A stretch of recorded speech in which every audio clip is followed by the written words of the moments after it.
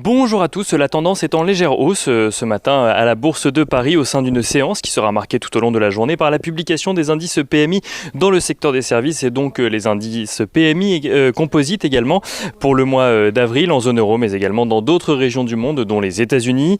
Mais aux États-Unis, les investisseurs découvriront également l'enquête ADP pour l'emploi dans le secteur privé aux États-Unis. Donc en attendant, les marchés devraient garder en tête les déclarations de Janet Yellen qui ont déstabilisé les investisseurs hier.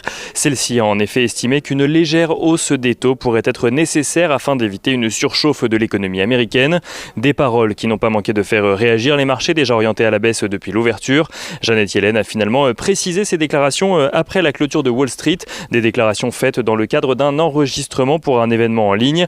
Elle a précisé que ces déclarations n'étaient pas un appel du pied pour un relèvement des taux de la part de la Fed. Janet Yellen qui estime également que le plein emploi reviendra aux États-Unis dès 2022. Du côté des valeurs à suivre à présent à la Bourse de Paris aujourd'hui, on note que Stellantis annonce une progression de 14% de son chiffre d'affaires à près de 37 milliards d'euros au premier trimestre, porté notamment par une demande venue d'Europe mais également du continent américain et ce malgré la pénurie de semi-conducteurs.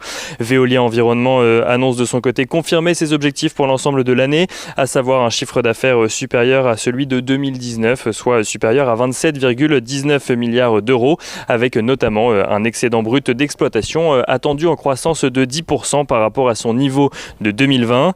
Et on note enfin que AXA annonce de son côté être confiant sur la possibilité d'un retour au bénéfice de sa filiale AXA XL après avoir publié un chiffre d'affaires en progression au premier trimestre. AXA XL dont l'objectif de résultat opérationnel en 2021 est de 1,2 milliard d'euros.